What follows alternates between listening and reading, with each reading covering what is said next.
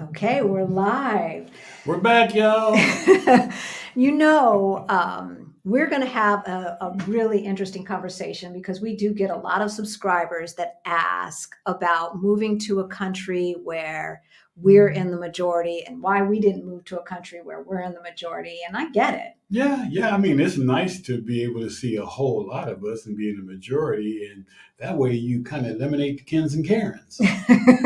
Definitely, because when we were in South Africa, it felt good, right? It felt Yeah. good being the default, Yes. right? Yes. But you don't have to go that far away from the United States No, to be you in a don't. country where you're in the majority. As some people say, you could probably just go across the street. It's not that far away. It's in the Caribbean. That's not far away. Definitely. So let's talk about that. Who's our special guest today? Today, our special guest is Zoe Smith of the Exodus Collective. I always stumble on that. Exodus Collective. Yes, Yeah. yes. But first, we're going to introduce ourselves. My name is Halisi. And I'm Rick. Welcome to our Black Utopia. On our channel, we talk about money, we talk about travel and retiring abroad as we build generational wealth, right? We help folks who are getting close to retirement age and forgot to plan, Just plumb forgot. get their money straight Yes. so they can retire on time or maybe even early. Yeah, that'd be nice. So some of you may not know that about 6.5 or so years ago, we got a wake-up call. We're getting close to retirement age. Our money looked crazy. And we decided to get our financial act together because he was having some depressing like conniptions when you were looking at that situation. Oh yeah, it was ugly. It was ugly. So we did get our financial act together and went from negative 22,000 to over 800,000 in net worth. Should you? So if any of that sounds interesting to you, please hit the like button and the subscribe and that notification bell so you know every time we drop a new video. But without further ado, we are going to bring on our very beautiful and special guest, Zoe of the Exodus Collective. Hey, lady. Hey, nice to connect virtually. How are you guys doing? Yes, we're fine. We're fine. You look so beautiful, and it was freezing here today. And how's it feeling there in Grenada? I'm like really hot. So hot. We'll trade you. It's not unbearable, but I need wind and yeah, hence not much clothing because it's hot. I wish I was chilly, but I'm so far from chilly. Right now. Well, we introduced you, but you would do a better job of introducing yourself. So why don't you do that? Yeah, I am Zoe Smith, founder of the Exodus Collective, a platform that inspires conscious moves abroad. And my particular area of focus is I say Caribbean, you might say Caribbean. But yeah, basically the West Indies, the English speaking West Indies. And I am based on the Caribbean island of Grenada, which is right down at the bottom near Venezuela. And yeah, this is what I do. This is my passion. This is the conversation that I love to have. So it's a real pleasure to be talking with you and your audience. We love it. We love it. We've been to Grenada, and nice. It is a beautiful island. Yes. As a matter of fact, the Caribbean was like the second time we had to use our Caribbean. I think I used to see Caribbean Queen. I don't know. Maybe I did. Okay. So Pirates of the Caribbean. Yeah, I don't know. I But think in any Americans event, say Caribbean. Yeah. I'll try and say Caribbean. Okay. I call it the other motherland. There you go. Even better. Yeah. Right. Well, let's Yeah. see who is in the audience very quickly because Auntie Trey has been here since 8:08 waiting for this conversation. Auntie Trey. Yes. Hello, Valerina. And a new name. No, Tam. Okay, see my glasses. Tam, I'm sorry. I thought I saw Tom. I'm like, huh. She needs more medicine. Hey, Action PJ. Thank you as always. Reminding people to hit that like button. Hey, the Howard World View and Seashell and Global Granny and our bestie Greta. Hello. Let me know how that food turns out, Greta, because I was looking at that recipe you're cooking up. Yes, KB. Hello, High Vibe and Dana and Nubia Net. Hope offered Powell. So happy to be. We're happy to have you. Is that a name. That's a new name. Yeah, I think so. Good to have you here. Oh, thank you. You like it? He did not cut my hair. Zoe, I just got my hair cut. And I will never go back to this person again. I did not go to my regular person because I was too lazy, and I'm paying the price. It looks better on camera than it does in real life, I'm going to tell you. Looks good. So, you do never go to a non-Black person to get your hair cut. Just no. Hey, Curtis, Vanessa, and Valerina, creativity reigns. Valerie, hello, family and friends. We love you guys. Thank you so much for being here. If I missed you, we still love you. Y'all know we don't have the whole 2.5 hours that we usually spend. All right. We've got a hard cutoff at about 1 hour and 15 minutes. So I'm not going to be able to get through all of your comments and look for the questions. So if you've got questions, just start putting them into the feed right now and put a Q in front of them so we see them, and then we'll make sure that we answer them. In action, VJ, thank you for the correction. It was Billy Ocean, not Billy Idol. Billy Idol was a little short white guy. I knew what he meant, but I was hoping didn't nobody hear that. Yeah, you should have said something. Hey, Krishan, hey, KD, and Lisa Watts. Mom and Burst. And Killer Queen. All right, Zoe. So you grew up in the UK. We will be visiting Manchester at the end of the month. And you just said it was snowing. I hope it's not snowing when we're there. Yeah, I mean, it's January, February. It might not be snowing by the time you get there, but Manchester's cool. It's nice to get out of London. Manchester, Liverpool, they're all really cool cities to explore. Yeah, so Liverpool and New York as well. So, and we'll be taking care of a kitty. And so we're looking forward to that. So you grew up in the UK. Why did you move to Grenada? Do you know what? I had my first trip abroad when I was, I think, 3.5 years old. My mum was pregnant and my dad took me camping in Switzerland. I don't know how they managed to negotiate that. I don't know if my mum sent my dad out the house or my dad negotiated a holiday and happened to take me along. But anyhow, that was my first trip outside of the UK. And I remember waking up, seeing the mountains and just feeling the cleanness of the air. And I'm like, do you know what? At 3.5, I was like, the UK is not where it's at. The world is a big place. There's places where there are really different experiences. And I think from that moment, the seed of just traveling the world was sown. And I studied Italian at school and at university. So spent quite a lot of time in Italy in my late teens and 20s.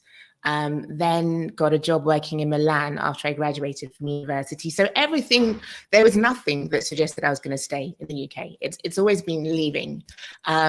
Obviously, getting into a relationship, having children, that kind of slows your progress a little bit. But even then, I moved to Ibiza with my kid's dad when he was working out there. So really, the question wasn't like, should I leave the UK? It was more like, where am I going to be? Where am I going to be based? And growing, you knew this would happen. You gotta go. Okay, sorry. This is. She's also done her makeup, especially Oh, sorry. Yeah. What were we saying? Yes, Grenada. My parents are from Grenada, but they left when they were kids, and I used to come here on holiday and hated it. I was like, it's boring, it's dull, but as I grew older, it kind of made sense. And having kids, the pros of London, the nightlife, the sort of jet set stuff, it wasn't really ever anything that I could see working with the kids, and being somewhere that had a slower pace, that was healthier, greener, none of the nonsense with schools and kids and racist teachers and all that sort of stuff. It just made sense. It made sense. So it took me a little while. It took me about 10 years of deciding that I wanted to be here, to actually being here full time. But it was worth it. Definitely worth it. Lovely. And she seems happy. You're young. Is she your youngest? She's my youngest. She has been warned. She's been doing this since 6 o'clock this morning. Oh my goodness. Wow. Bursting in on interviews, but we'll get there in the end one day. So what type of people do you think are best suited for island life in the Caribbean? I mean, it varies. I think, as we were saying before, like the islands vary so much. So if you want, how would I describe it? If you want glitz and glamour and high end sort of living, I think Barbados is fantastic. It has quite an old established tourism industry. So if you want, designer stores, you'll get that in Barbados. If you want sort of edgy, rootsy, lots of diversity to kind of have a really burgeoning creative scene, Jamaica might be more up your street. And if you're sort of budget conscious, Jamaica is one of the more affordable islands. And if you want peace and tranquility and really laid back people, then I would suggest Grenada or St. Lucia. I think when people are sort of like, they want sort of picture postcard Caribbean, not too edgy, but not too boring, I suggest St. Lucia. I think St. Lucia is perfect for everyone because it's stunning scenery, but there's quite a bit on offer in terms of tourism, nightlife, cuisines. You're not really having to give up too many of the modern standards that you would be used to coming from the UK or the US. Grenada requires a little bit more adjustment. It's smaller, it's less touristy, but if you want to like dive deep and just immerse yourself and let go of like some of the kind of Western stuff, then Grenada is a really good fit. When you say let go of some of the Western stuff, expand upon that? What do you mean? Where to begin? Like no Amazon Prime, less choice in terms of being able to buy clothes. I mean, you can buy clothes, but not the sort of choice of clothes that you would have if you were back in the UK or the US. Understanding that a lot of food is seasonal, right? So this is one of the things. Quite often people talk about decolonizing ourselves, like moving abroad and not wanting to impose colonization on the communities or destinations that we move to. But one of the things that we don't realize is how colonized our own palate is. The idea that you can just have food from anywhere around the world. How is that possible? Thanks to colonialism. Right. If you come here and you want to adjust to how folks here live, it means, a lot of stuff that you'll be used to is missing. I mean, if it's available, and there are certain places that you can go to, but the default is, sometimes you have to go without strawberries or apples. Apples here cost about, in US dollars, maybe about $1.50 for one apple. Oh, because it's imported. So things like that you learn to adjust to. But can apples not grow well on the island, or they just it's too hot? Okay. Mangoes, pineapples, passion fruit, bananas, soursop, but apples, no. Interesting. Okay. Yeah, there's definitely apples here, but then Portugal probably has a bigger range of weather from warmer near the Mediterranean to colder near Spain. Well, I had a friend here. He just left, went back to Denver. He was shocked that we had orange trees here in Portugal. I showed him an orange tree, and he like freaked out. And I'm like, yeah, they have oranges and lemons. They're growing on the side of the road. On the road, you can just pick them. Yeah. If you think of Seville oranges, that's just around the corner in Spain, right? So like citrus fruits is quite common to Europe, but there you go. Yeah, definitely. And in palm trees. So I don't know how indigenous palm trees are, but they definitely grow here very easily. I want to know, because we get this also, but maybe not as much, when Americans especially say things like, is the food safe there? Or is it safe there? Or isn't that a third world? Do you have any modern conveniences? Are there roads? Do you get any? People ask you that about Portugal? They ask, is the food safe and is it safe here? Definitely. Can you drink the water? Can you drink the water? Yeah.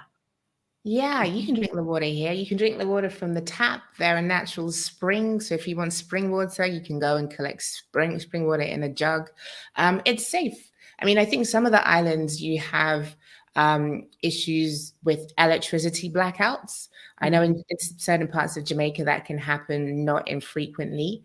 But for me, because all of my work is online, I can't, aside from the incident that happened before, I can't handle having my internet going. So electricity is a must. In Grenada, the electricity is stable. The Wi-Fi connections are probably, your default speed is higher than what it would be in the UK. I think my basic package is upload speed of 50 megabytes per second. In the UK, it would probably be closer to 20. So yeah, in terms of amenities, obviously we don't have like multiplex cinemas or huge shopping malls. But in terms of safety, like it's not even a conversation. Like my kids can go off playing and I don't need to worry about where they are. I can send my son to school and not worried about him getting stabbed. Gangs aren't an issue here. School shootings aren't an issue here. So safety is, no comparison. Yeah. It still amazes me when I can hear kids in the park across the street and it's dark. And they're not like high schoolers either. They're like kids that want to play on swings. I'm like, okay, where your mama at? I mean, that was how it was in the United States when I was a kid, but that was a long time ago. And to me, that's a great gift for me to be able to give my kids is freedom, to not be super anxious, to not be on edge. And I think, it's really, it makes a difference. Obviously, there's things that they give up. They don't have like top of the notch museums to go to. They don't have Amazon Prime, which is something I'm going to say this many times because that's the one thing that they complain about. But the flip side is, in terms of knowing themselves and having freedom in being in communities where people actually care about them and don't see them as an inconvenience. That's significant to me. It's definitely significant. Even, if I've forgotten something and I say, okay, I'm just going to walk to the store right quick. Rick doesn't, he wouldn't, like in Denver, you're not walking anywhere at night. Really? Oh, no. Oh, no. No. I mean, if you're downtown and it's like after work and you're walking to the train because there's lots of, foot traffic downtown, specifically going to the train, the metro, that's one thing. But once you get out of downtown, the foot traffic disappears. West of the Mississippi in the United States, everybody's in a doggone car. And if you're walking, you're just asking for it. And that's the sad reality. But here? Not at all. No big deal. No big deal. So using London as a barometer, because to me, London and New York City are probably pretty much on par. As the baseline, what is the cost of living? Like which islands are the more expensive and which are the least expensive in comparison to London? Because I think people can understand that. Yeah, so I'd say the more affordable islands are Jamaica. Well, certain parts of it. I mean, Jamaica is large when it comes to Caribbean island. I think around 3 million people, and it's vast. But areas of Jamaica can be among the more affordable. Belize, which is also considered part of CARICOM, that's also very affordable. In terms of the more expensive islands, I would say Barbados, Antigua and Barbuda, and St. Lucia are among the pricier islands. And Grenada, I mean, it's so mixed in some way. Grenada, you wouldn't move to Grenada to save money, put it that way. Okay, so it's not like Mexico. It's not that sort of a shift. So if you lived in London on I don't know what the typical salary is, but let's just say a 2-bedroom flat or whatever, are you pretty much going to be spending the same amount of money living in Grenada? It really depends. I mean, you would be spending less. You would be spending less in terms of property, but what you get if you're buying property, what you get for property might not be equivalent to what you would get in the UK for the same amount of money. If you were selling your house in London and building somewhere in Grenada, for sure, you would get a significant amount more for your money just because the wages here are so low. So what you can pay for in terms of construction is a lot grander. But yeah, property here, I think in some ways can be quite overpriced, particularly in the more expat-y areas because there is an American medical school here. St. George's University. So the fact that you have lots of wealthy kids coming out here to study and lots of well-paid people working, that kind of distorts the market somewhat in terms of accommodation. But that's mainly in St. George's, the capital. If you go further out, away from the sort of international crew, then yeah, you can get much more for your money. But it will be typically Caribbean style housing. So probably not more than 2 bathrooms. It might be decorated in a particular style. But yeah, there are ways around it. But you won't necessarily be saving a lot of money by moving here. Okay. So should people plan on buying, or is there a rental market? There is a rental market. Again, if you are willing to stay in the sort of properties that local Grenadian people stay in, you can definitely get some bargains. But if you want something that's equivalent to what you would have back home and in the more popular areas, the expat areas, then it might not be that different to what you would be paying in average areas in London. So I'd say around 2,000 US a month for a 2-bedroom place upwards. You could go lower, but then that's a lower sort of finish quality. It's in the central areas. It's not cheap. No, that isn't. So, what would you say is the main differences between being a visitor and between visiting and being a tourist? That's such a good question. What are the main differences? I mean, I think for And me, living there. I'm sorry, and living there. yeah. The way I can explain it for me, the difference. So I used to come here. I set up a business here in 2015. So I used to come quite regularly and maybe spend 2 weeks, 6 weeks, long amounts of time. But I think what you don't get until you live here is just that sense of ease. Like when you're here on holiday, you're enjoying it. It's nice, but you know you have to go back to wherever you come from, and that journey back home of like, yes, like the tears, like yes, am I really doing exactly. it again? It's horrible. It's really horrible. And knowing that you don't have that is just like, just the best feeling ever, ever, ever, ever. So yeah, you just get to release everything that came before and start something new.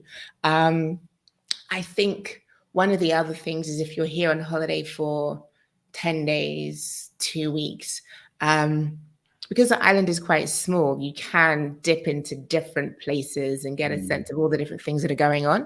But after 6 weeks, you do get a sense of how small the island is. So at some point, you either have to choose between going crazy with like the limit of what's available, or kind of shifting your perspective and realizing that actually it's about building really good friendships and spending time on a beach and going hiking and like letting go of some of the stuff that you typically might have wanted to do, like catch the latest show at the theater, or, you know, the stuff that's typically on offer in bigger cities elsewhere. Yeah.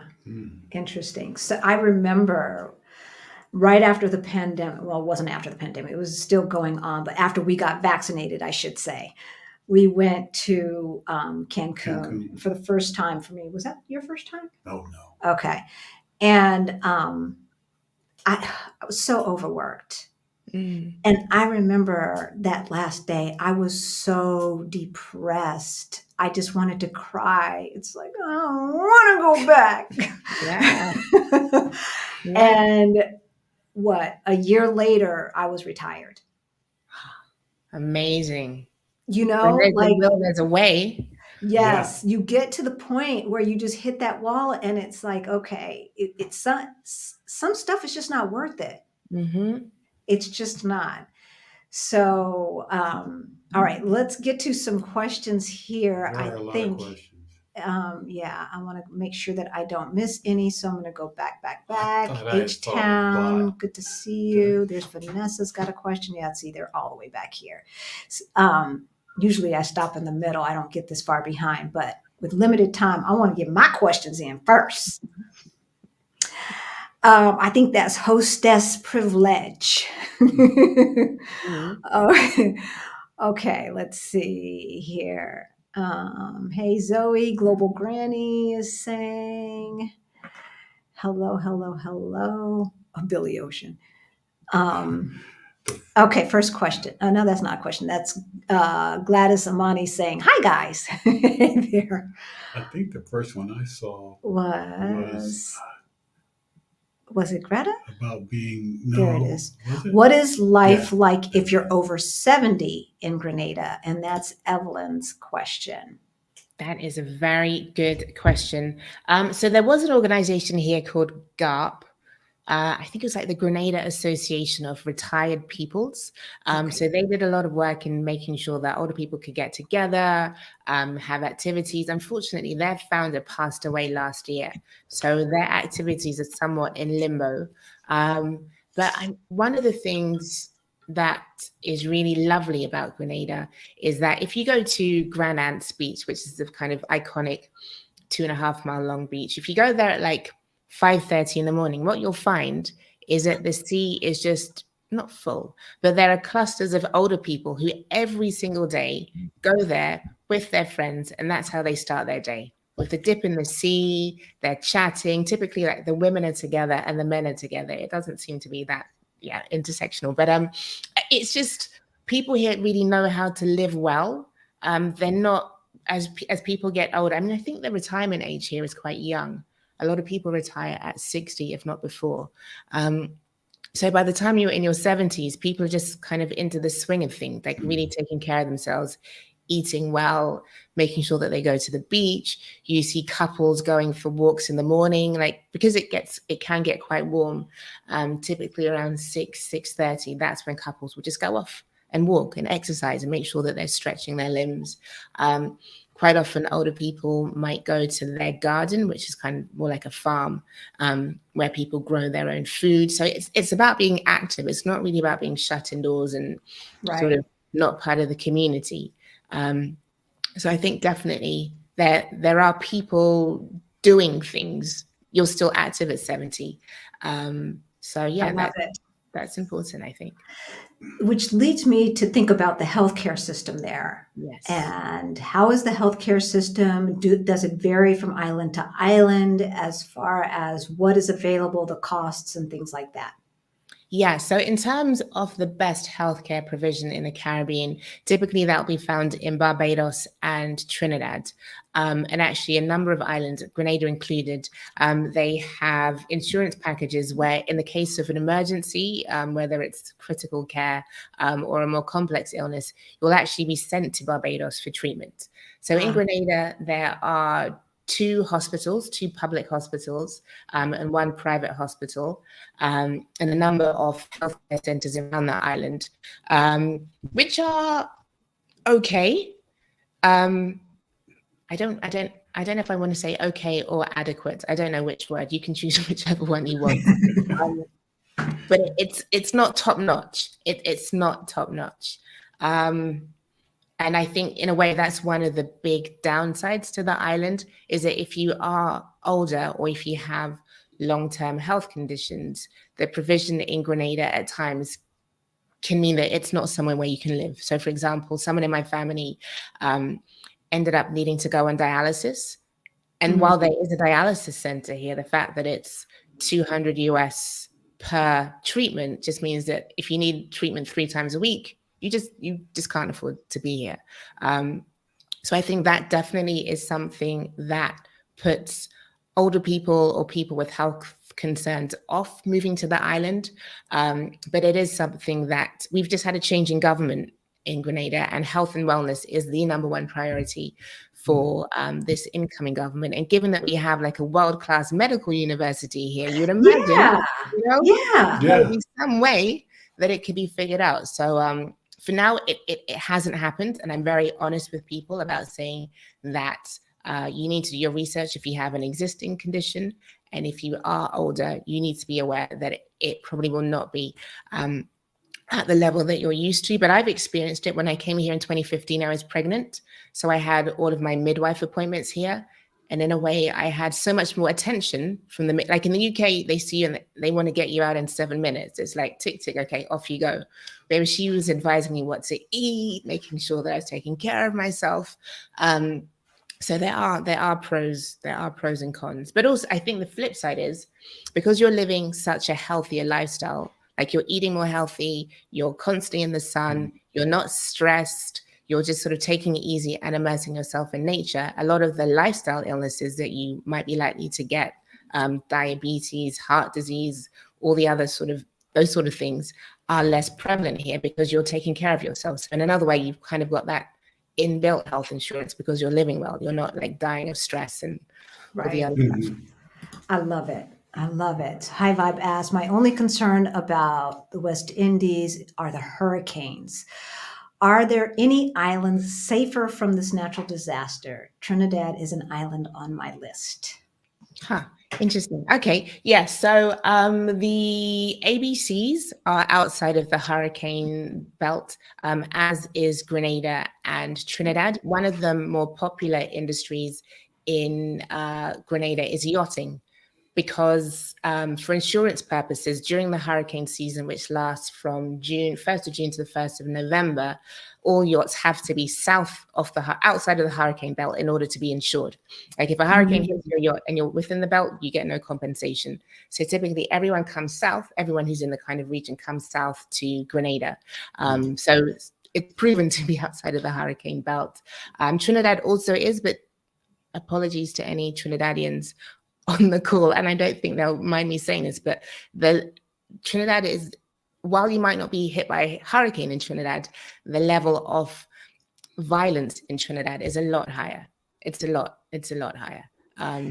So that might be person to person. Yeah, like shootings, carjackings, that sort of thing. So yeah, that's something to be aware of. So the question that I didn't ask, because I thought you had kind of answered it, but now that you're saying that, maybe you didn't. And I was going to ask which islands have the lowest crime rates and which ones have the highest. I mean, off the top of my head, I can't say the lowest, but the higher would be Jamaica, definitely Jamaica and Trinidad. Okay. The lower would be Grenada, Montserrat, St. Kitts and Nevis. Yeah, those would be among the lower islands. I mean, I think in Grenada that last year there were maybe like 23, 24 murders. You don't really get shootings. You don't really get, do you say muggings? Yeah. Okay. Yeah. You don't really get muggings. It's just safe. I mean, I think there are many things that I don't want to oversell Grenada to people, especially because it's so small. And with the YouTube channel, like I'm constantly bumping into people like, oh, you're the woman from YouTube. We came here because of you. And if I don't want to be like, people can find me and say like, you lied, you ruined my life. You told me something that wasn't true. So I'm very cautious about what I say unequivocally. But I feel that I can say unequivocally that Grenada is a very safe island. Obviously, you wouldn't sort of, I don't know, leave a whole load of jewels on your car seat and leave it unlocked. Right. But it is a safe island, definitely. That's interesting. So, and there was something else I was going to follow up with. It'll come back to me. Greta asked about cost of living in Grenada, but I think we kind of covered that. If there's anything that you want to add to what was already said, and then you can, if you want to live on a budget, you can live on a budget. It would mean being outside of the city, probably further to the north, changing your diet, eating more local food, like we call it provisions. So like green bananas, plantains, rice, fish. There's a lot of locally caught fish. And yeah, living like a local would, which isn't a bad thing. It's quite, if I didn't have kids, I probably would be doing that, but they're a little bit fussy. They won't allow me to go native. So that's hilarious. And then as far as the crime rates, folks, in our Move Abroad toolkit, there is access to, and you can just go to the Eartha weights, and they have crime rates for cities as well, so that you can see, like on one island, yes, Jamaica may be higher, but which cities in Jamaica? Is it the whole island, or is it just the capital there, or what? Is it hot year? Oh, Auntie Trey and these bugs. Auntie Trey asks everyone we have on about the bugs. Yeah, there are bugs. There are bugs. There's mosquitoes. I mean, but it depends. Like some areas are more prone to mosquitoes than others. I find mosquitoes you can handle. What I can't handle are sandflies, which I think you guys call no-see-ums. Like those kill me. Do you call them no-see-ums? Someone from Texas told me that they're like mini mosquitoes that are horrible. I don't know that they had those in California. Okay. And do they bite? They bite? Yeah. Yeah. Okay, Yeah. yeah. I don't think they had them in California. But yeah, I mean, I can't say it's a bug-free island, but there's bugs everywhere. There's bugs in England. Are there no bugs in Portugal? Everywhere has bugs. What do we mean? Do we mean like killer bugs? There's nothing that's going to kill you. There's nothing venomous. Okay. So what I hate, and this is the thing. So it is a moist Caribbean climate, Auntie Trey. Yeah. So and it does get hot. Of course, right? Like until you get up to 7,000 feet in the air, that's when the bugs start disappearing. And it's only the hardy bugs that can handle it when you don't have a lot of oxygen and it's very dry, right? But and roaches, I just can't do. You can call them palmettos, you can call them whatever sweet name you want to call them. Waterbug. A roach is a roach is a roach, and I cannot stand them. And then crickets look like roaches, in my opinion, with long legs. And I don't like those either. Crickets are cool. I don't know. Yeah, they make a lovely sound at night. Yeah. Yes, and outside, just stay, even on the balcony, just not inside. But they eat other bugs like mosquitoes and stuff. Okay, outside. How long can you remain in Grenada with a U.S. passport? Is there a path to permanent residency without a familial bond to the country? Yes. So on a tourist visa, typically flying into Grenada, you can stay for up to 3 months. After 3 months, you can then pay to extend your stay. And I've said this about 7 times today, and I can't remember what the rate is in US. Let me do the calculation. 75 okay, it's around $28 a month to extend your stay, and you could do it for like in 3-month batches, 6-month batches. So that's the way to be able to extend. Outside of that, if you don't have a familial link to the island, the 2 options would either be citizenship by investment, and that's what you would do in order to gain a Grenadian passport, and that can be purchased for either $150,000 or $200,000 US.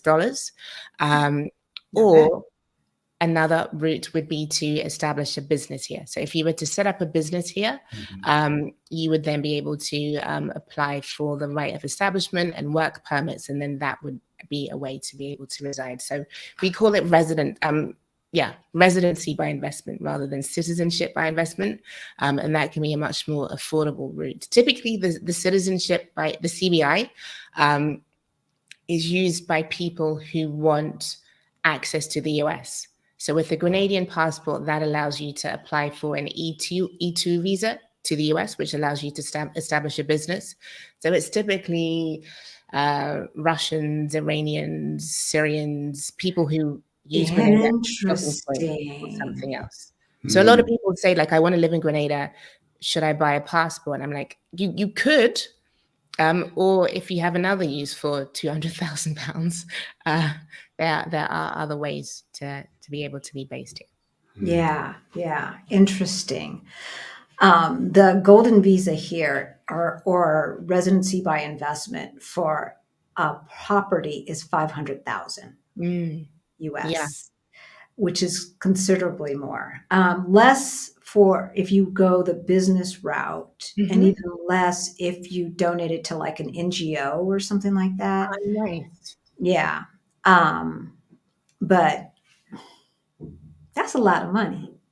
It is. I mean, for some people, it isn't. I've spoken to someone who's like, yeah, I want 20. I want 20 passports. I'm like, cool, go for it. But for regular folks, for folks who are a little bit more cautious about how they spend their money, I mean, I think the residency by investment, setting up a business is a route that a lot of people are looking for. Yeah. That sounds a lot more. At least you get something at the end of it besides just residency. It's an investment, right? Yeah. Zoe, my granddaughter's name. Grenada, any influence, impact from Venezuela? Oh, interesting. I find USA's sanctions on Venezuela disgusting and disappointing. Venezuela, BP. BP always wants to talk politics. Venezuela is something else. My Spanish tutor is Venezuelan. And so I see Venezuela through her eyes. And yeah, it's interesting. Anyway, any influence on Grenada? Yeah, I mean, Grenada is only 90 miles off the coast of Venezuela. So over the decades, there has been a flow of Grenadians going to Venezuela and Venezuelans coming to Grenada. There are far fewer Venezuelan immigrants in Grenada than there are in Trinidad. I think in Trinidad, you definitely see a shift in the culture because of the number of Venezuelans that are there. But politically, Venezuela has often been an ally to Grenada. In terms of supplying petroleum, there have been agreements in place. And I think at Christmas, there's a sort of music called parang, which is a kind of calypso, but with more of a Latin influence. And that's said to have been brought back to Grenada from folks who were in Venezuela. So it's not like a dominant influence, but there are touches of it around, which is nice. Interesting. Yeah, not surprised about the oil, since that's one of their main exports. We love you too, Action VJ. We do have a great community, and yeah, they do crack me up. How long was the process to get residency status for you and your family? Yeah, so for me, both my parents were born in Grenada, I was able to apply for citizenship by descent. So in 2015, I came to Grenada with my father, a copy of his birth certificate, my birth certificate, handed it into the immigration department, and that was processed within, I want to say, 4 working days. It took me 4 days to get my passport. Wow. Typically for citizenship by investment, they say that will take around 2 to 3 months to process. I think 2 to 3 months. But for residency, after 2 years in Grenada, you are able to apply for temporary residency. And after additional 3 years, you can then apply for citizenship. Okay. So that's an alternative. So there's a pathway. The process here has taken much longer. Yeah. I mean, nothing compared to the United States, right? The United States is out of control. Yeah. But we had our meeting with the consulate August 5th. We didn't get an answer until the end of October, so that's not too bad. But then we don't get our green card until basically the end of May. End of May. Okay. They are so behind. So we know we have an appointment, but they're so backed up that, okay, this is just a fun question. And I don't know the answer. Do you know if the Obamas were in St. Lucia right after they left? I don't know. I would go to St. Lucia after leaving the White House, so I'd say yes. It's a fun place to go. It's gorgeous. It's really, really gorgeous.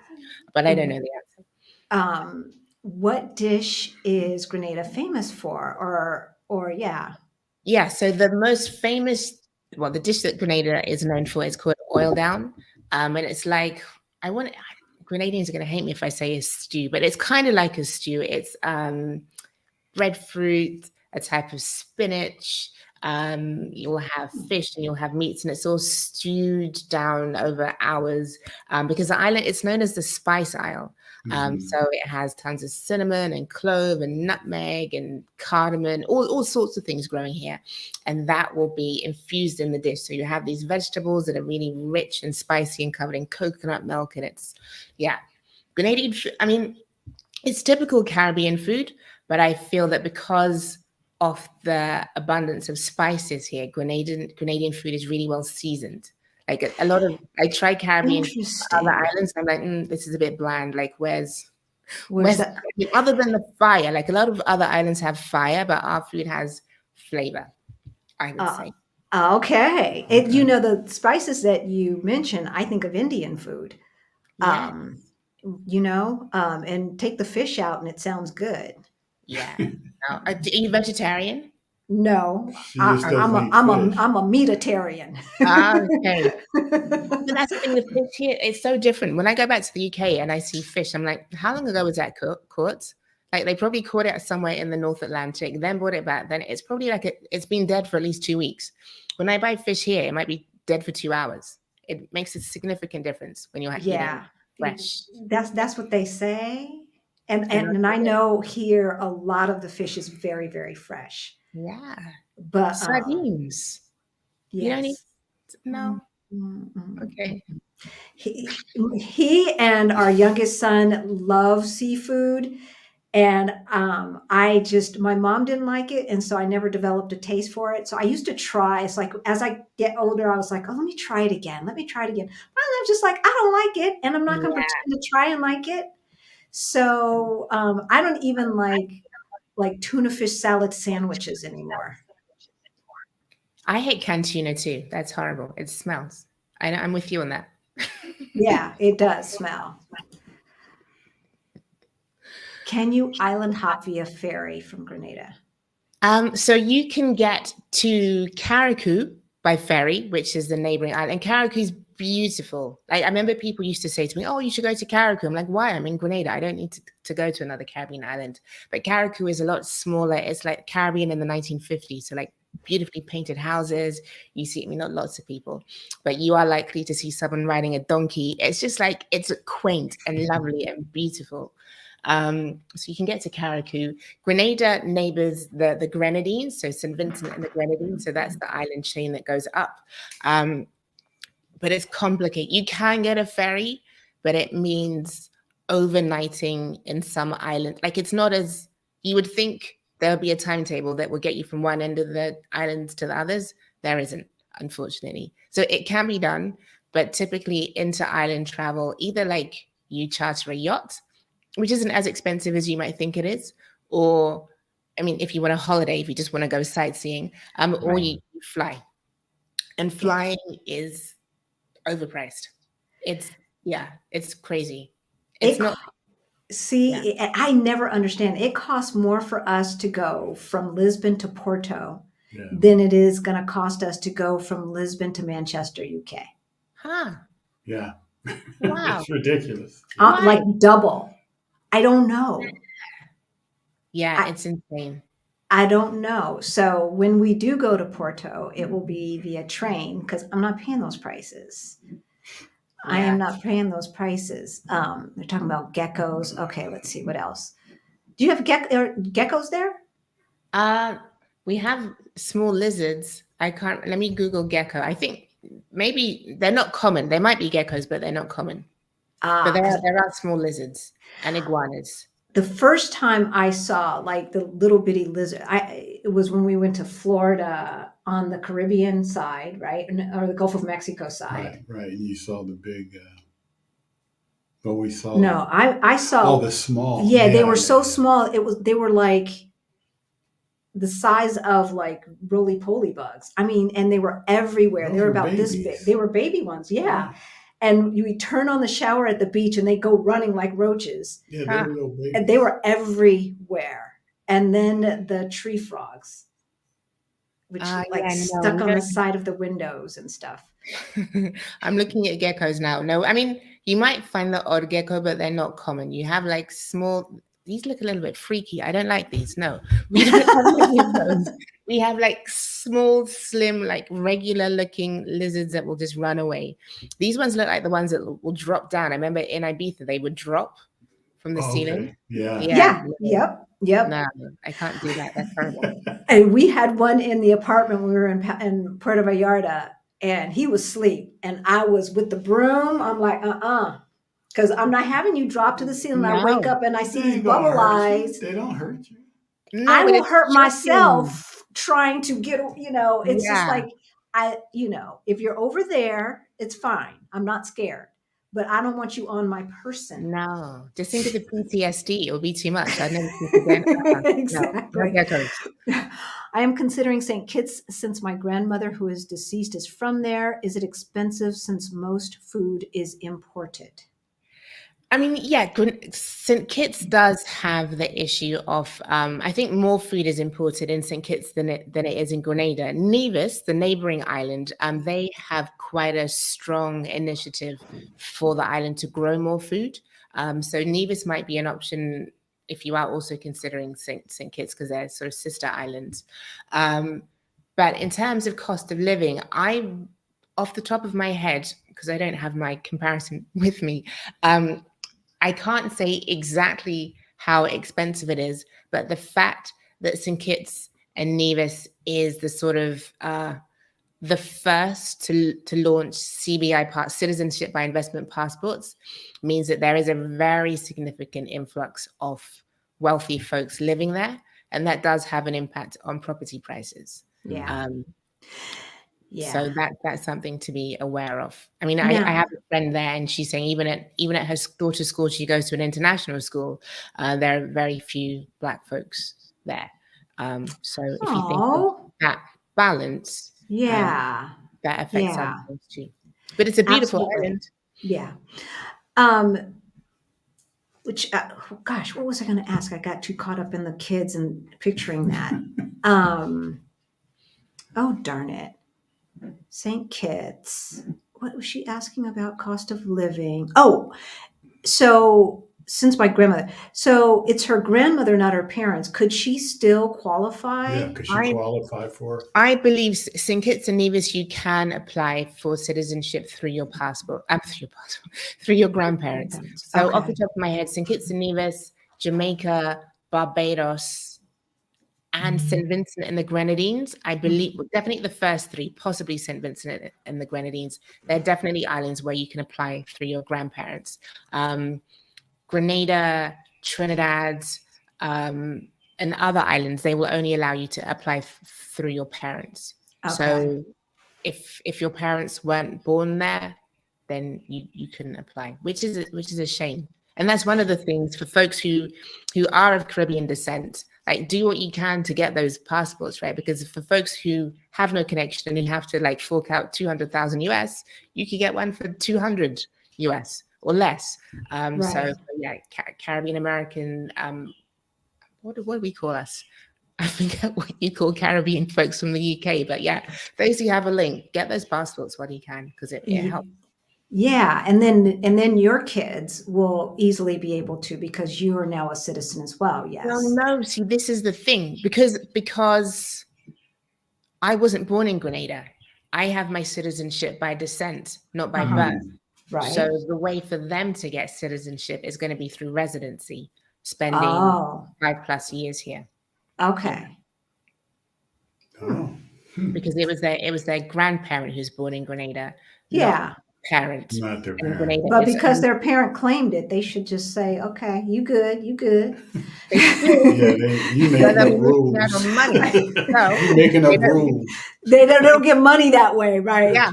They don't want it to be that simple. So yeah, they'll get it. It'll just take a little longer, unless the rules change.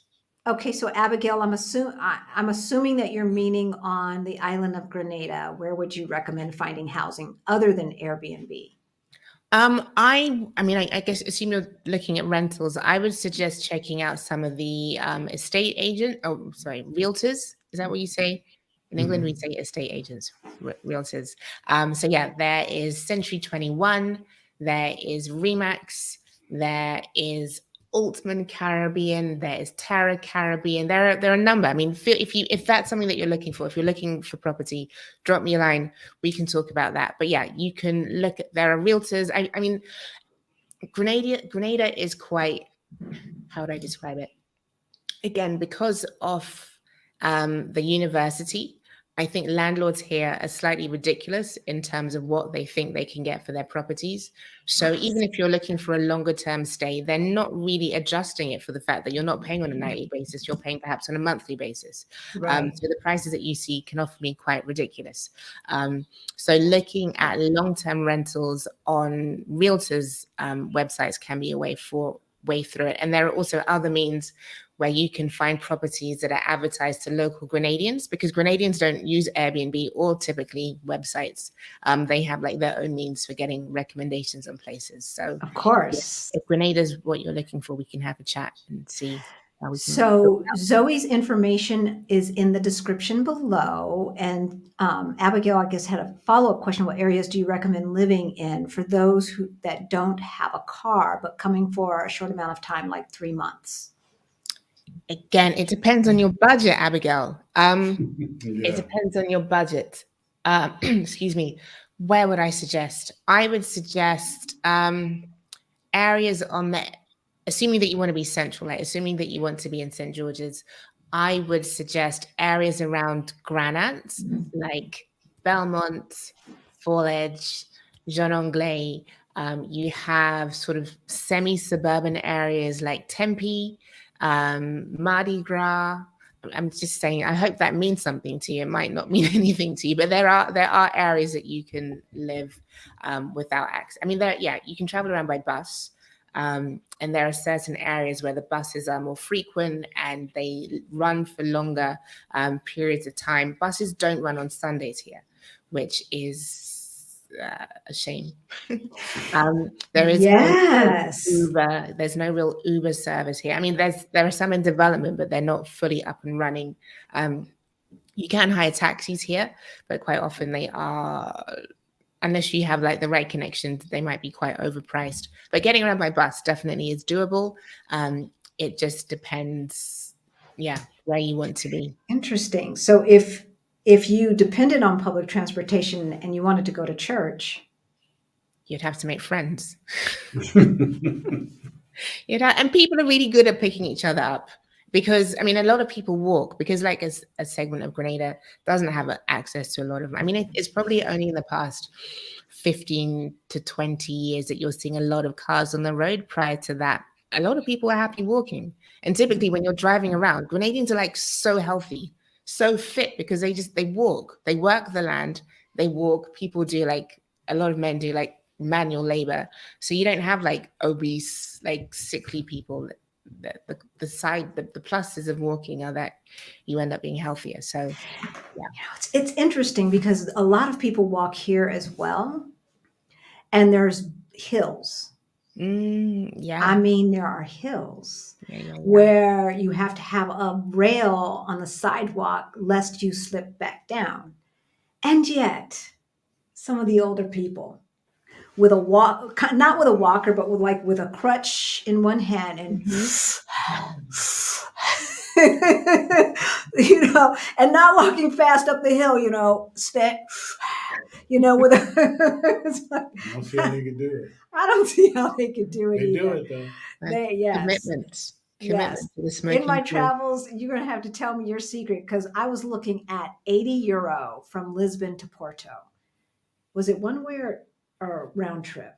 I can't remember if it was round trip or not, but I was like, Yeah, were they having a sale or something? Because I just couldn't believe it. I was like, $80 a piece just to go a few. No, and we thought it was because the airport was smaller or something. Yeah, less demand, or maybe there's so many trains.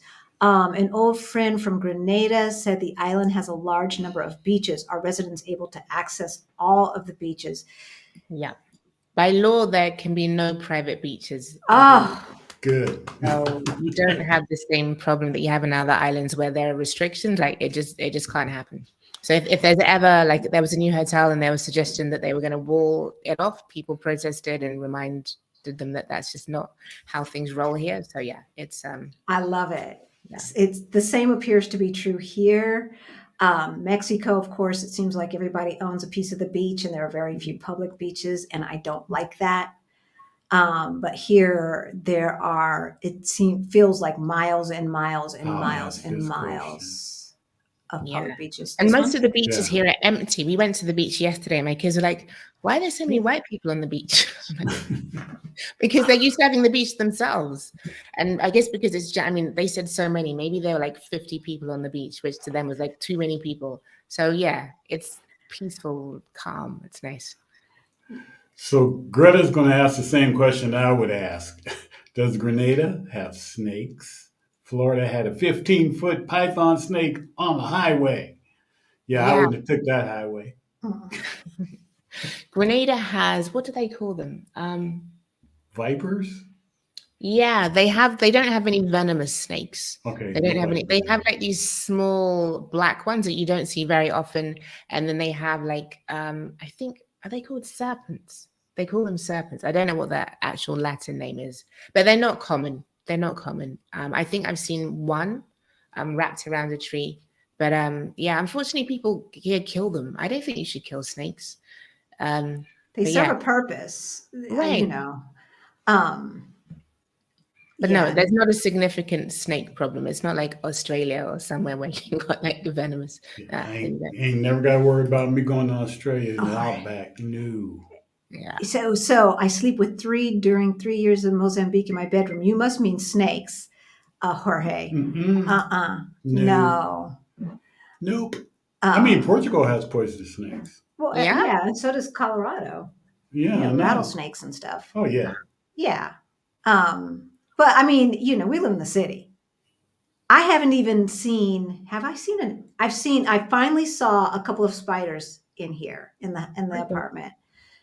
I haven't seen ants, much less roaches or anything like that. Um, we're in a high rise. Well, not a high rise, a mid rise. So, we're not on the ground floor. I'm sure we'd see a lot more if we were lower. Which one of the islands actually grow their own food? Oh, good Yeah. question. I mean, I think all the islands grow their All own of them. food. Yeah. I mean, which islands grow enough food so that they don't have to import? I was literally, funny enough, just doing some research today, and I think is it Haiti, and it's either Haiti and Suriname or Haiti and Guyana are the only Caribbean islands, and Suriname isn't even an island, but anyway, only Caribbean countries that import less than 50% of their food. So in Jamaica, for sure, there is an abundance of vegetables. Agriculture is still very significant on the island. So I think that's where you would get the most choice of locally grown food. But all the islands grow their own food. It's just a question as to what percentage of the food available is grown on the island. I think that's the question. And one of the things that I love about Grenada is that typically folks here will have like their own backyard garden. So whether you want your own tomatoes or lettuce or pumpkin or whatever, typically you would grow it. So then you don't end up doing what I do, which is complaining about what's in the shops. You create your own solution. So really, I am my own worst enemy. I bought back some seeds, so I need to plant them. But yeah. Oh, good. Around it. We have yet to grow melons or any kind of gourd fruit. When we were living in Denver, we had a sizable garden in the backyard, and we never really got the gourd fruits to do well. No, we grew melon, but they were small. But the butternut squash was Butternut good. squash we was did. We excellent. were able to get that one. Strawberries, they were going to come in. Yeah. In the previous. But yeah, and then our son is dead. Yeah. I just wanted to say this interview and overall your channel is beautiful, inspiring, empowering. Thank you, Zoe, for helping with this. I'm starting my process of a scouting trip to South Africa soon, now 100% fully remote. Awesome. Congratulations. Yes. Because I mean, just my mom was so you're never gonna come back to live in the United States, huh? I don't know. God's in charge. But if I have my say, and if you make me say today, the answer is hell no. Why would I? I mean, right after we left in Colorado, they had 2 major mass shootings. Yeah. We try to understand the news here as we're holding up our camera to do the translation and everything else. I haven't heard about one. I'm sure there's been something, but I haven't. No mass shootings or anything. Well, no, not mass shooting, but somebody just getting dead besides a car accident. Yeah, I've seen a couple. Are there any major businesses? Let's see. Are there any major businesses there? Hotels, restaurants? Any like international chains or in what? Yeah. Yeah, there are lots of hotels. Yeah, more anti-trade, because I'm not sure what you mean. And are you talking about Grenada or just in the Caribbean period? What are we talking about? Yeah, so in Grenada, in terms of chain hotels, there's a Marriott called the Royalton Grenada, which I quite like. There's a Sandals Resort here. What else is there? There is a Silver Sands, which is like a 5-star. It's really fancy. Yeah, there are lots of luxury hotels on the island. Quite a few like mid-range hotels, but what you get is way more overpriced than what you would get if in Europe or in Mexico. Yeah, I don't know. I mean, I think the Caribbean is just expensive, right? It's just one of those areas that if you want like the tourist experience, it comes at a price for whatever reason. I guess it's just been that way. Kind of Maybe because it's so close to the United States and you get all of those folks coming down with tons of money or something. I don't know. yeah, but there are ways around it. You just stay outside of the big cities. There you go. What monthly income is required to live in Grenada? Is there a retirement visa like a pensionado in Panama? Yeah, no, there's no retirement visa. So the income requirement in order to be based here doesn't apply. Typically, if you're looking to establish a business here, the criteria that they would assess it by is whether it's one of the government's priority areas. So obviously at the moment, health and wellness is number one. I'm speaking to a number of nutritionists and wellness coaches who are looking to set up here. And I'm like, great, because what you're doing is exactly what the island is looking for. Yeah. There's also agribusiness, tourism, obviously, and other areas. So it's less about like how much money are you going to be bringing in, but more how does what you're doing fit with what the island needs. So that's the way in which it's assessed. Yeah. Folks, visas and residency is so different in every single country. And the notion that people want Americans just because is just that, a notion. And yeah, some countries, it's very, very hard to get residency. They don't need you. They don't need your money. But if you've got something to offer that's going to make the locals' lives better, then there could be a pathway. So we are kind of at time. Zoe, why don't you talk about how you help folks who are considering a Caribbean island as their next home? Yeah, no. So if my kids have disappeared, like I cannot Okay. hear them. So if you want to go a little bit longer, we can, because yeah, they're not within earshot. Okay, But wonderful. how I help people? Well, at the moment, I'm doing. I think because it's January, right, and everyone's like, it's the start of the year. What do I want to do? Where do I want to go? One of the things that I've been offering for the past couple of weeks is clarity calls, just so that folks can really understand, like, hey, what is it that I'm looking to achieve? What do I need to put in place to achieve it? And then create a roadmap out of here. Because one of the things that I find is that sometimes people feel like they want to go, but you end up spinning around in circles and researching and you're still where you were 3 years down the line. Right. So if you want to have a chat to kind of just figure out, okay, what do I need to be thinking about? How do I sequence it so that I can then create my exit strategy?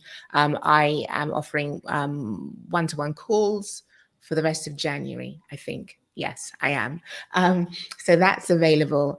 And what I'm also looking to do later this week is just to really start creating a virtual community for folks who are looking to move to Grenada. So earlier in the year, once a week, we were having calls where we would all, where they would all talk about where they were in their journey, whether it meant bringing a lawyer along to kind of explain the ins and outs of constructing a company or constructing a home. Just kind of starting to form that network of people who are moving, so that you do have a sense of like who your buddies might be. That's Yeah. something that I'm also doing, because I think part of the reason also that I felt something like the Exodus Collective was necessary is that, unlike other destinations where you can just go to a government website and find out what's what, in the Caribbean, there's a real dearth of information. Sometimes you can even go to a government department directly and say, how do I find this out? And then we're like, I don't know, call someone else, which is insane. It's absolutely insane. So what I'm looking to do is to kind of do some of the hard work for you so that you can make an informed decision about moving, because yeah, it's that's frustrating. It is, and it puts And people. it's there. It's like that in a lot of countries. Yeah. Oh I mean, I yeah. lived in Italy, so yeah, bureaucracy. Yes, yes. I mean, even here, some of the stuff it makes no sense, and you just figure that's just one of the taxes you pay Mm. for living here. Is a lack of convenience when it comes to some of these things. Do they have yoga on the beach Well, there? that's a good question. Not group. I mean, at some of the hotels they do. So at La Luna is gorgeous. It's owned by a couple of Italians who moved here like maybe 15 years ago. They have a yoga pavilion on the beach that's just stunning. You have at the True Blue Bay resort, sorry, they have a yoga pavilion that is open to the elements, and you're looking out onto the sea. Oh, oh, There's some awesome places to do yoga here, but on the beach specifically, I would say at La Luna. okay. Have we seen any of that here? No, but Auntie Trey, you can always go wherever and start your own yoga classes. That's a business. True, There you Yes, go. true. Side hustle. that's right. That's right. Are there a lot of digital nomads in Grenada? Which is time we might as well talk about the video that you did around the digital Yes. nomad visa. Are there lots? Well, Grenada does not have a digital nomad visa program. At one point, they were talking about it, but it being the Caribbean, them talking about it and passing the legislation doesn't mean that it actually exists. So, yeah, there is no digital nomad visa here. Islands that do have digital nomad visas are Barbados, Antigua, St. Lucia, Dominica, Montserrat, uh, Curacao, Anguilla, Bahamas, and Bermuda. Those are the Okay. islands that currently have digital nomad visas. And in terms of, are there a lot of digital nomads in Grenada? I mean, I think there are people passing through, but I definitely wouldn't say that as yet it is a digital nomad hub. I think that's something that I'm working towards, helping to try and facilitate. But I still, even in a year's time, it may be less digital nomads and more folks who kind of are location independent, who might choose to spend like a chunk of time here rather than kind of hopping through in the same way that you might hop through Bali or somewhere in Croatia. I think Right. it just attracts a slightly older crowd because Interesting. it's not like buzzing nightlife and clubs, Right. and it's for Oh, refined right. folks like you and like me. Right. Right. So are there co-working spaces there? There are a couple of co-working spaces. One, which is at a really gorgeous house on the Carinae. So Grenada's capital, St. George's, is built around a natural bay, and it's really, really beautiful. It's like a Georgian city town. So there is one on the edge there, and I think there are more like coffee shops. So there are a few coffee shops that people tend to work from, and I'm actually in conversations with a hotel about setting up some co-working events there. So it's still blossoming, and there is an informal co-working group. There's a WhatsApp group where we sort of get together and choose different locations, but I think it helps to have like the go-to place that is amenable to co-working, has enough plugs, has good Wi-Fi, etc., etc. So all of that. Yeah. Sounds like an opportunity, Yeah, right? definitely. What has been the hardest adjustment? Oh, that's a good Mm. question. Moving to Grenada from the UK. I think for me personally, the hardest adjustment has been accepting just how British I am. I think growing up in the UK, I definitely felt not, if anyone calls me English, I actually get offended because I'm not English, I'm British. And I think there's this thing, if you're black, you're not English, you just happen to be there. But Oh, coming back to Grenada, I'm not immersed in the culture. I don't know it inside out. There's a lot of stuff that goes over my head, and there's a lot of stuff that I'll say to other people that goes over their head. So learning how to be comfortable with some sort of third in limbo identity, that's been a challenge. That I mean, not bad. It's just an area of growth and acceptance I'm having to get to grips with, which is it's fine. yeah. I guess, and Amazon Prime, of course. And Amazon. Um, and there's no Amazon here. So Oh, there's really? no, no. So the closest is Spain, Spain, and then Germany. Germany. And Wow. the delivery costs are usually more than the cost of the thing. Wow. So you have to wait and, until you need a bunch of things for it to be Huh? worth your while delivery wise. But yeah, there is no, I'm um, shocked. yeah, yeah. So, How which are you is, finding it? Is it how do you find it? so it's interesting because I'm wondering how many impulse purchases I used to make. Like, oh, just Mhm. get it. Oh, just get it. Right. There is no, oh, just get it anymore. And so, they've got other kind of online shopping things that have no brick and mortar. And I can't think of the name of the main one right now, but even them, like the delivery charges are just crazy, and they don't really have, like the U.S. Postal Service is probably one of the best in the world that Mhm. they're trying to rip apart. And apparently they used to have one on par here.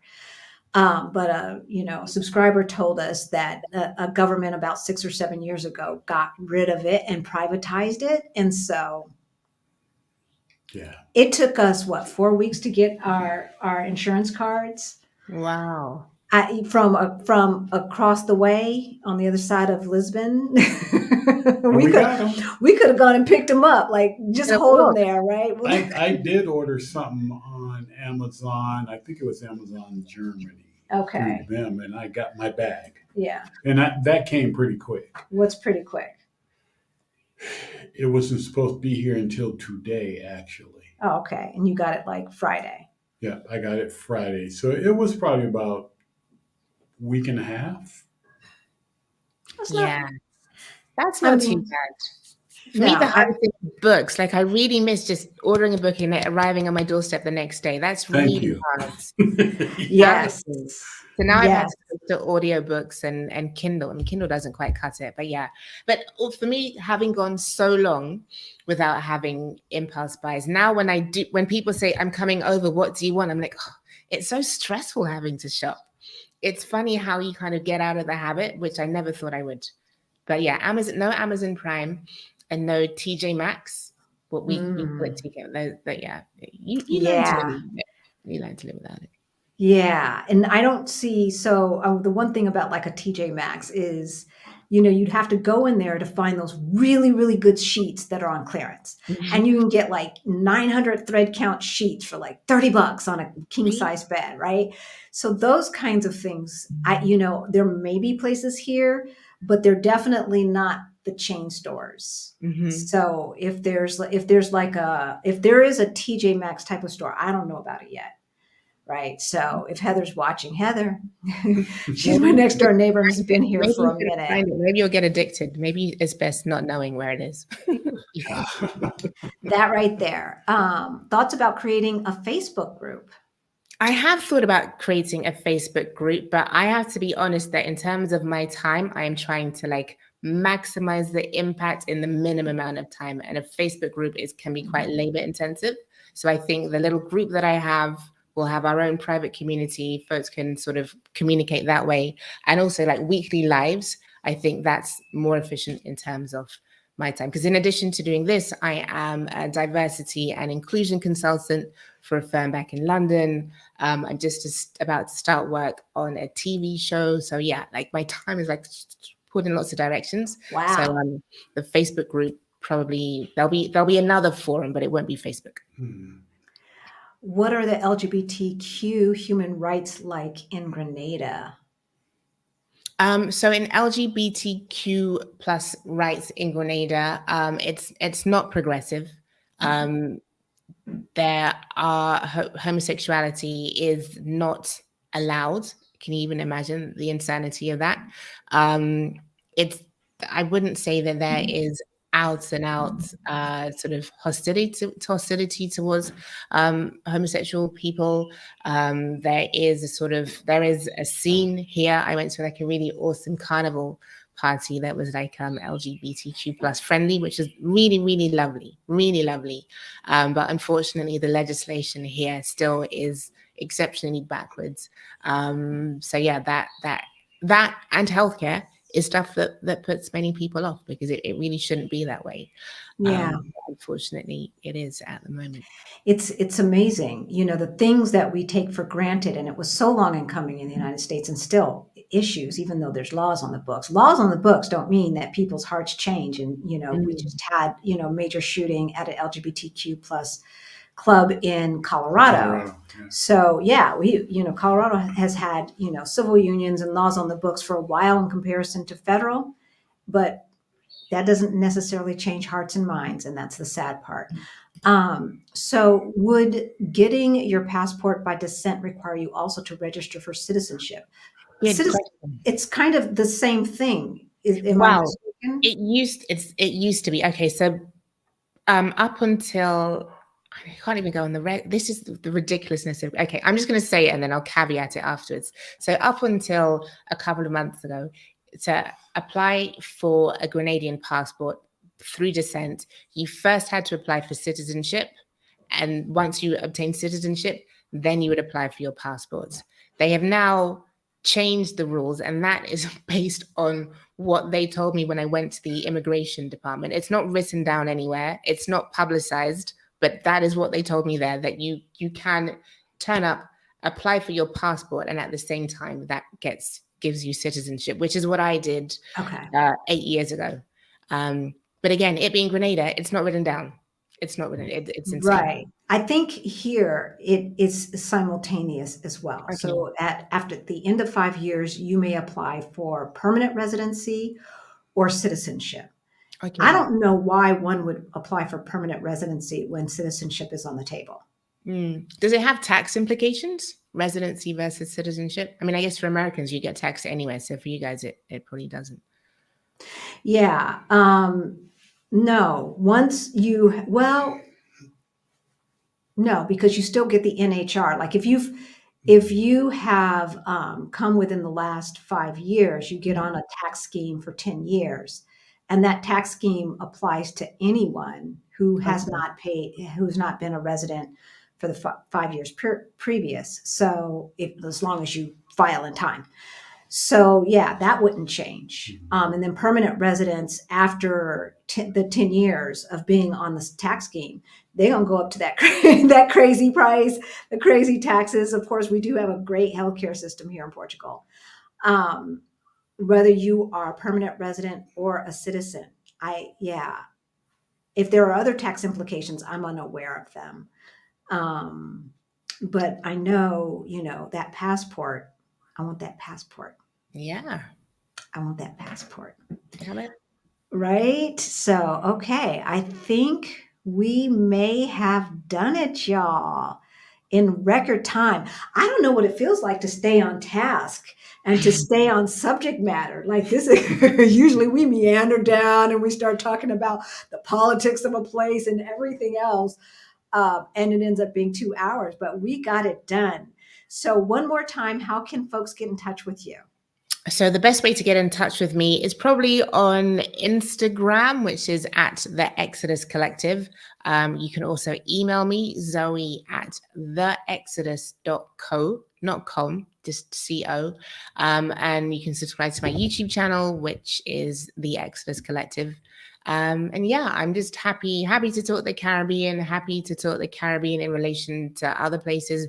I seem to be having a lot of conversations about the Caribbean in relation to Mexico at the moment, mainly from folks from the US, because Mexico just seems to be on everyone's agenda. But yeah, I'm the first person to say, do you know what? From what you've told me, Grenada is not the best fit for you. Try somewhere else. Try this place. Try that place because of X, Y, and Z reasons. So yeah, I think, the world's a big place. We're all different people. We all have different requirements. So really finding, if you're going to make the move, find the place that works for you. Don't find the place that works for someone else because it looks great on Instagram or on YouTube. Like, what do you want? Definitely. Go on and get it. Right. Definitely. And so Zoe's information is in the description below, as well as our Ready to Retire toolkit and our Move Abroad toolkit.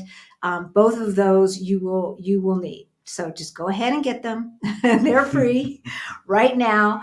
And then after this, you should watch our other interview with Bridget from the Dominican Republic if you are interested in a tropical lifestyle. So If you like this information, if you like this kind of information, please hit the like button, hit subscribe and that notification bell so you know the next time we drop a video. Yep. And we will be doing a live this Thursday talking about the 10 things on your checklist before a scouting trip. So that's this Thursday at 5 p.m. Eastern time. And if you're watching from the future, hey, how are you? Hey, it's going to be Thursday. It might have already happened. So we love you guys. We thank you. Thank you, Zoe, so Definitely. much. Thank you so Thank much. you. And we will see you on Thursday. Bye, y'all. Bye. Take care.